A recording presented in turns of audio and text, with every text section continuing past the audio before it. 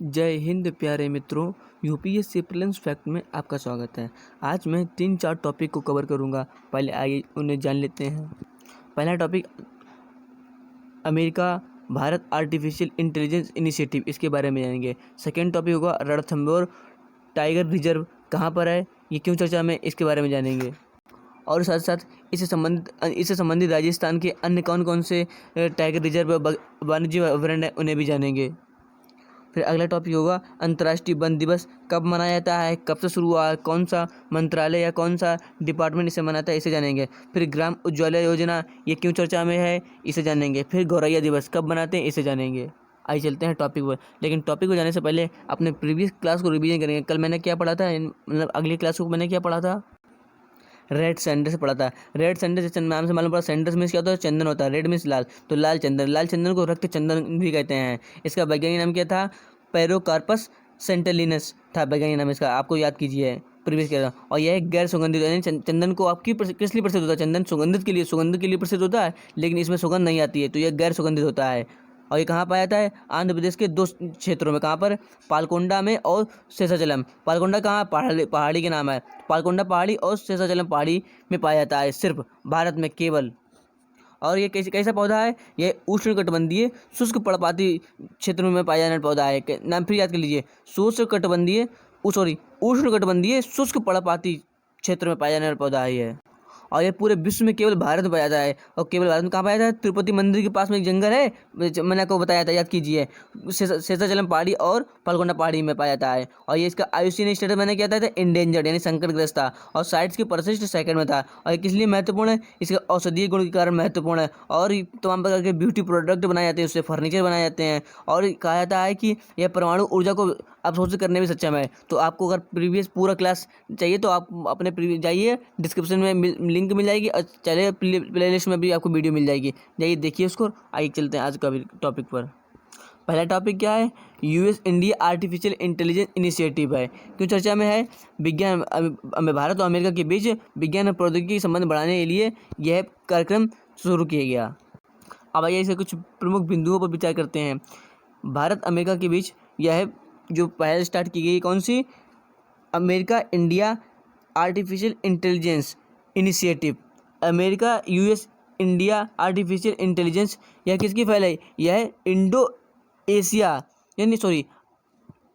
Indo American science and technology forum की file है। इसकी स्थापना कब हुई थी, 2000 में हुई थी। तो ये महत्वपूर्ण है, इसे आप याद कर लीजिए, प्रीलिम्स की दृष्टि से महत्वपूर्ण है कि ऐसे पूछ कि Indo American science and technology forum की शुरुआत कब हुई थी, तो सन 2000 में हुई थी। और संबंधित मंत्रालय कौन सा है, तो भारत में department of science and tech यानी विज्ञान और प्रौद्योगिकी विभाग है, और अमेरिका का अमेरिकी राज्य विभाग है। ये संबंधित नोडल एजेंसी है। और इनका कार्य क्या होगा, आर्टिफिशियल इंटेलिजेंस सहयोग उन क्षेत्रों में ध्यान केंद्रित करेगा जो दोनों देशों की प्राथमिकताएं, जैसे शिक्षा हुआ, स्वास्थ्य हुआ, एग्रीकल्चर हुआ है, और दवा उद्योग हुआ, इन क्षेत्रों में कार्य करेगा। जैसे इनकी प्राथमिकता के प्रमुख क्षेत्र जैसे ऊर्जा विनिर्माण, ऊर्जा, कृषि सामग्री, स्मार्ट शहर यानी स्मार्ट सिटी, और हेल्थ केयर, शिक्षा, स्वास्थ्य, सभी में कार्य करेगा। और क्या, विज्ञान समाज में आने वाली चुनौतियों और उनके अवसरों को संबोधित करने के लिए एक वातावरण निर्मित करने के लिए भारत और अमेरिका की एक प्रमुख हितधारक एक पहल है संघ। तो इसे IR में भी इसे यूज कर सकते हैं, भारत अमेरिका के संबंधों में दिखाएंगे तो इसे यूज कर सकते हैं। यह उभरते आर्टिफिशियल इंटेलिजेंस परिदृश्य पर AI कार्यबल, आर्टिफिशियल इंटेलिजेंस कार्यबल विकसित करने हेतु चुनौतियों और समाधान करने के अवसर को तलाशेगा। अब आइए देखते हैं भारत ने क्या क्या इस आर्टिफिशियल इंटेलिजेंस क्षेत्र में क्या क्या कार्य किए हैं, क्या क्या पहल किए हैं। तो सबसे पहले नीति आयोग द्वारा आर्टिफिशियल इंटेलिजेंस रणनीति और इलेक्ट्रॉनिक एवं सूचना प्रौद्योगिकी मंत्रालय द्वारा राष्ट्रीय कृत्रिम बुद्धिमत्ता पोर्टल, तो ऐसे पूछते हैं, राष्ट्रीय कृत्रिम बुद्धिमत्ता पोर्टल किसने लॉन्च किया है, तो इलेक्ट्रॉनिक एवं सूचना प्रौद्योगिकी मंत्रालय ने लॉन्च किया है। इसका कार्य क्या है, शिक्षा, स्वास्थ्य, कृषि, ई सेवा, दूरसंचार, वित्त, कॉमर्स आदि क्षेत्रों में AI का लाभ उठाना। AI यानी आर्टिफिशियल इंटेलिजेंस का लाभ उठाना। बाकी आप पढ़ सकते हैं, जो महत्वपूर्ण था मैं आपको बताता जाता हूँ, आप इसे नोट कीजिएगा, शॉर्ट नोट्स बनाना, इसे और नोट कीजिए आप। नीति आयोग तथा इलेक्ट्रॉनिक एवं सूचना प्रौद्योगिकी मंत्रालय द्वारा संयुक्त रूप से सामाजिक सशक्तिकरण के लिए उत्तरदायी कृत्रिम बुद्धिमत्ता 2020 यानी उस पूरा फुल फॉर्म क्या है इसका, रेज RAISA यानी responsible artificial intelligence for social empowerment 2020 का फुल फॉर्म, रेज का फुल फॉर्म पूछ दे तो ये लिखा है वो आपके सामने। और किस मंत्रालय ने शुरू किया है, तो नीति आयोग और सूचना प्रौद्योगिकी मंत्रालय ने। सूचना प्रौद्योगिकी मंत्रालय ने एक और शुरू किया गया था, मैंने आपको अभी बताया,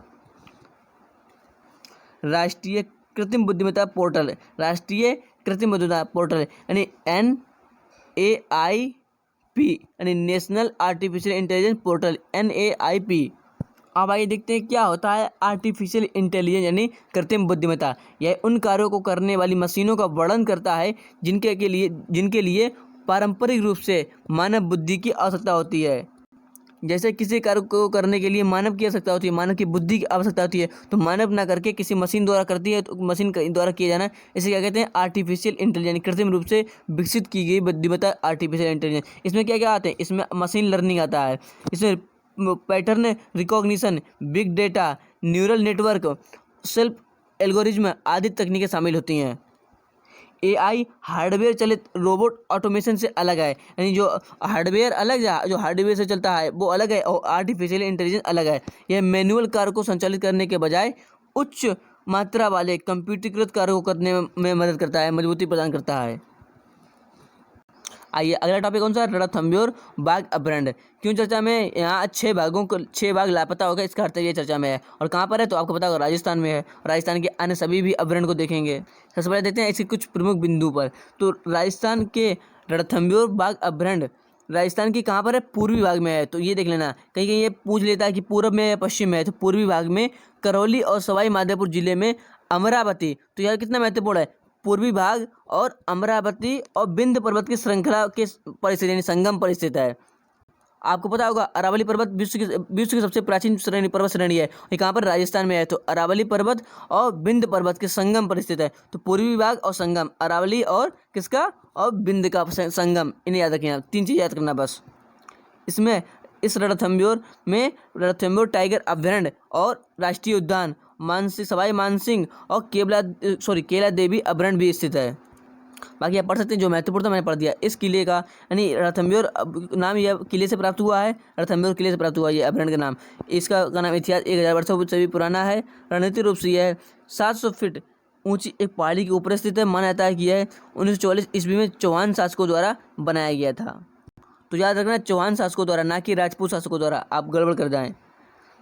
बाघों के आवास वाला यह एकांत क्षेत्र यानी बंगाल टाइगर की वितरण सीमा की उत्तर पश्चिमी सीमा का एक प्रतिनिधित्व है। इसे कहने का तात्पर्य यह है कि बंगाल टाइगर रिजर्व का यह उत्तर पश्चिमी सीमा है। इसके बाद आपको बंगाल टाइगर रिजर्व नहीं मिलेंगे, तो ये उत्तर पश्चिम सीमा है, उत्तर और पश्चिम। जैसे ये भारत का मैप बना देता हूँ मैं, कुछ इस प्रकार भारत का मैप है, यहाँ पूर्वोत्तर है, तो ये क्या, उत्तर और ये पश्चिम, तो उत्तर पश्चिम हुआ है। उत्तर पूर्व पूछे तो उत्तर पूर्व हुआ है, दक्षिण पश्चिम पूछे तो दक्षिण ये हुआ, और पश्चिम ये हुआ है, और दक्षिण पूर्व पूछे तो दक्षिण ये हुआ, पूर्व ये हुआ, इस प्रकार।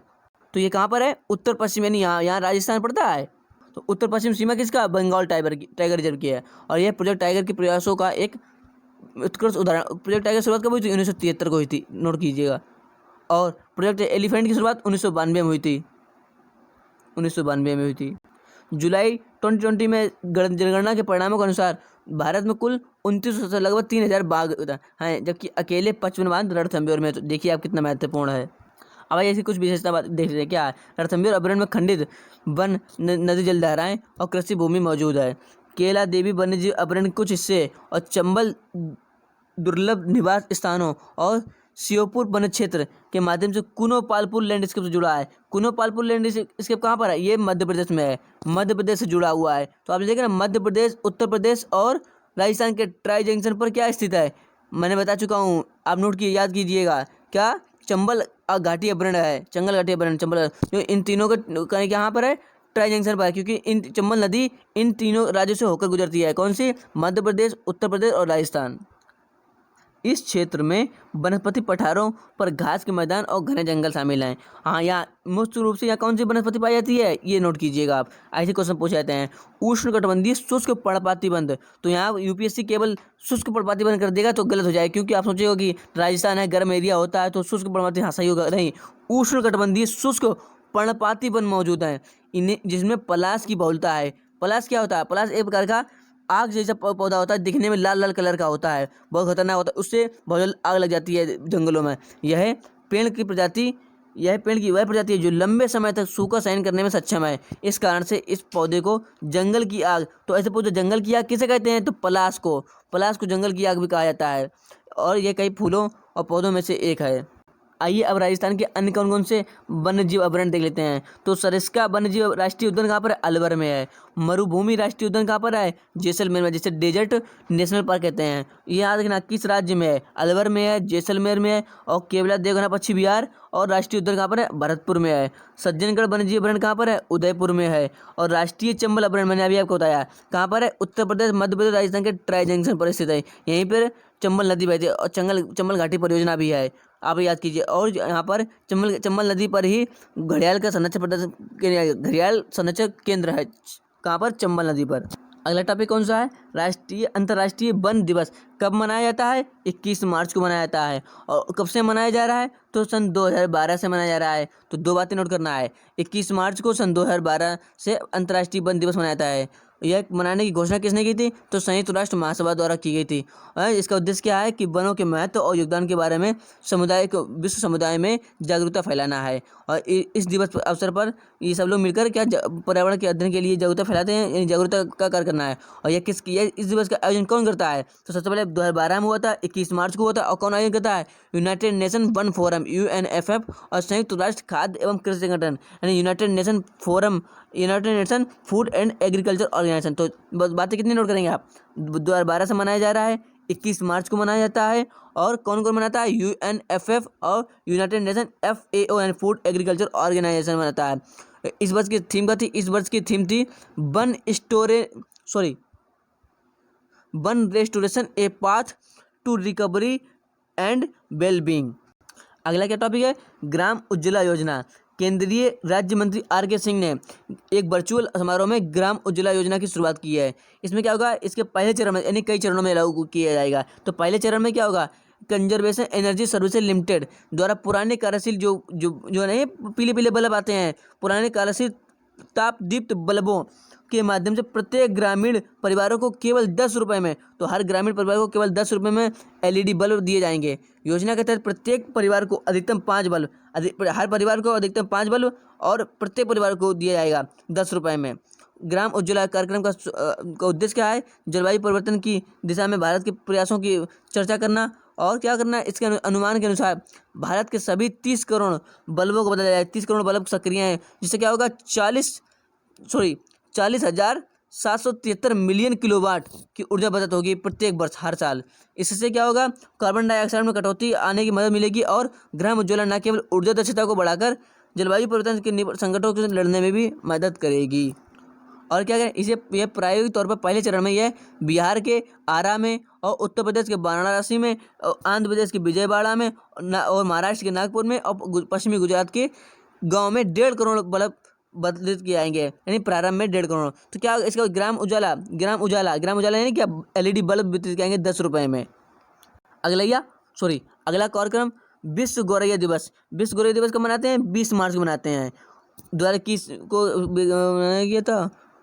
उद्देश्य क्या, आम लोगों को गौरैया के प्रति, ऑब्वियसली किसी का उद्देश्य क्या होता है, जागरूकता फैलाना। इसकी शुरुआत कब से हुई थी, सन 2010 में पहली बार ये दिवस मनाया गया था, सन 2010 में। और सन 2012 में दिल्ली सरकार ने गौरैया को राष्ट्रीय पक्षी घोषित किया। तो दिल्ली का राष्ट्रीय पक्षी कौन है, गौरैया है। कब घोषित किया है, 2012 में घोषित किया है। तो फ्रेंड्स, कल फिर मिलेंगे नए टॉपिक के साथ, नए सेशन का। तब तक के लिए जय श्री श्याम, धन्यवाद। आइए जाने से पहले एक बार रिवीजन करते हैं। आज क्या पढ़ा, India America artificial intelligence initiative, यह किसका पहला है, ये सन 2000 में स्टार्ट हुआ है। Indo American science and technology forum की पहल है, मैंने आपको बताया इसकी शुरुआत 2000 में हुई थी। और यह कि भारत के department of science and tech और अमेरिकी राज्य विभाग की नोडल एजेंसी के तहत कार्य करता है। ये क्या करेगा, अमेरिकन आर्टिफिशियल इंटेलिजेंस के पॉजिटिव और निगेटिव क्षेत्रों में कार्य करेगा। क्या निगेटिव है उन्हें समाधान करेगा, पॉजिटिव क्षेत्रों में आगे बढ़ेगा।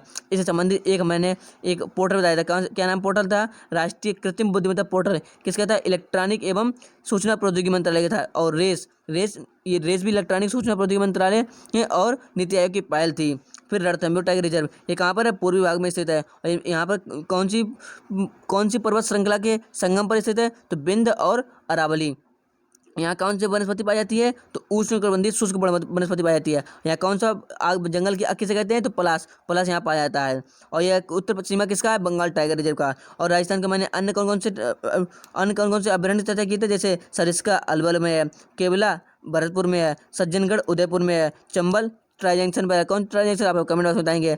और फिर मरुभूमि राष्ट्रीय उद्यान कहाँ पर है? ये भी जैसलमेर में है। तो मैंने ये राजस्थान की चर्चा की थी। इसका अंतर्राष्ट्रीय वन दिवस यह कब से शुरुआत हुई थी? सन 2012 से शुरुआत हुई थी। किसकी पहल है? संयुक्त राष्ट्र महासभा की। कौन मनाता है इसे? UNFF और संयुक्त राष्ट्र FAO यानी फूड एंड एग्रीकल्चर ऑर्गेनाइजेशन। ये कब मनाते हैं? 21 मार्च को मनाते हैं। फिर ग्राम उज्ज्वला योजना और गौरैया दिवस पर चर्चा की थी। तो कल फिर मिलेंगे नए टॉपिक के साथ। तब तक के लिए जय श्री श्याम, धन्यवाद।